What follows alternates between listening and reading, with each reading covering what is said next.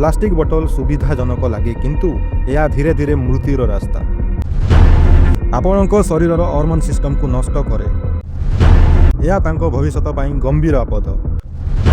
ଗୋଟିଏ ପ୍ଲାଷ୍ଟିକ ବୋତଲ ଭାଙ୍ଗିବାକୁ 400-500 ବର୍ଷ ଲାଗେ। ନମସ୍କାର ମୋ ପ୍ରିୟ ଭାଇ ଓ ଭଉଣୀମାନେ, ଆପଣ ଦିନକୁ କେତେ ଥର ପ୍ଲାଷ୍ଟିକ ବୋତଲରୁ ପାଣି ପିଉଛନ୍ତି? ରାସ୍ତା, ଅଫିସ୍, ଟ୍ରେନ୍ ସବୁଠାରେ ପ୍ଲାଷ୍ଟିକ ବୋତଲ। କିନ୍ତୁ ଏହି ସୁବିଧାଜନକ ବୋତଲଟି ଆପଣଙ୍କ ଶରୀରକୁ ଧୀରେ ଧୀରେ ନଷ୍ଟ କରୁଛି।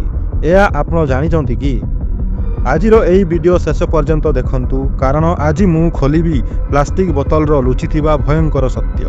ଆସ ଜାଣିବା। ପ୍ଲାଷ୍ଟିକ ବୋତଲ ତିଆରି ହୁଏ BPA, PET, ଫେଲେଟ୍ସ ଭଳି ବିଷାକ୍ତ କେମିକାଲ ଦ୍ୱାରା। ଏହି କେମିକାଲ ଗୁଡ଼ିକ ପାଣି ଭିତରକୁ ଧୀରେ ଧୀରେ ମିଶିଯାଏ, ବିଶେଷ କରି ଯେତେବେଳେ ବୋତଲ ଗରମ ହୁଏ। ସୂର୍ଯ୍ୟର ତାପରେ ରହେ, ବୋତଲ ପୁରୁଣା ହୋଇଯାଏ ଏବଂ ସେହି ପାଣି ସିଧାସଳଖ ଯାଇଥାଏ ଆପଣଙ୍କ ଶରୀର ଭିତରକୁ। BPA ନାମକ କେମିକାଲ ଆପଣଙ୍କ ଶରୀରର ହର୍ମୋନ୍ ସିଷ୍ଟମକୁ ନଷ୍ଟ କରେ। ମେମୋରି କମିଯାଏ, ଷ୍ଟ୍ରେସ୍ ଓ ଡିପ୍ରେସନ୍ ବଢ଼େ। ପିଲାମାନଙ୍କ ମାନସିକ ବିକାଶ ପ୍ରଭାବିତ ହୁଏ, ବିଶେଷ କରି ଗର୍ଭବତୀ ମହିଳାଙ୍କ ପାଇଁ। କ୍ୟାନ୍ସର ଓ ଗମ୍ଭୀର ରୋଗ ହେବାର ଚାନ୍ସ ବେଶୀ ଥାଏ।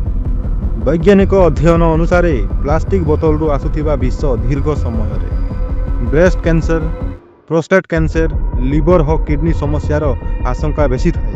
ଏହା ଧୀରେ ଧୀରେ କାମ କରେ, ସେଥିପାଇଁ ଆମେ ବୁଝିପାରୁ। ପିଲାମାନଙ୍କ ପାଇଁ କେତେ ଭୟଙ୍କର? ପିଲାମାନେ ପ୍ଲାଷ୍ଟିକ ବୋତଲ, ସିପର, ଟିଫିନ୍ ଅଧିକ ବ୍ୟବହାର କରନ୍ତି। ସେଥିପାଇଁ ତାଙ୍କର ହାଡ଼ ଦୁର୍ବଳ ହୁଏ, ଇମ୍ୟୁନିଟି କମିଯାଏ, ହରମୋନ୍ ଅସନ୍ତୁଳନ ହୁଏ। ଏହା ତାଙ୍କ ଭବିଷ୍ୟତ ପାଇଁ ଗମ୍ଭୀର ଆପଦ। ପରିବେଶ ଉପରେ କେତେ ପ୍ରଭାବ ହୁଏ? ଗୋଟିଏ ପ୍ଲାଷ୍ଟିକ ବୋତଲ ଭାଙ୍ଗିବାକୁ 400-500 ବର୍ଷ ଲାଗେ।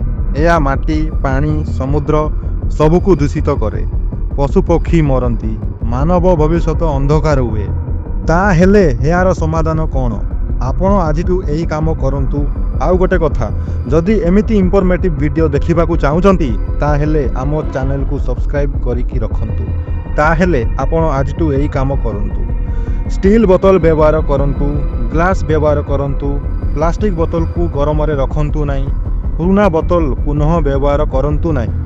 ଛୋଟ ପଦକ୍ଷେପ କିନ୍ତୁ ବଡ଼ ସୁରକ୍ଷା। ପ୍ଲାଷ୍ଟିକ ବୋତଲ ସୁବିଧାଜନକ ଲାଗେ କିନ୍ତୁ ଏହା ଧୀରେ ଧୀରେ ମୃତ୍ୟୁର ରାସ୍ତା। ଆଜି ନୁହେଁ ତ କାଲି ଏହାର ମୂଲ୍ୟ ଆମକୁ ଦେବାକୁ ପଡ଼ିବ। ସୁସ୍ଥ ରୁହନ୍ତୁ, ସଚେତନ ରୁହନ୍ତୁ। ଜୟ ଜଗନ୍ନାଥ।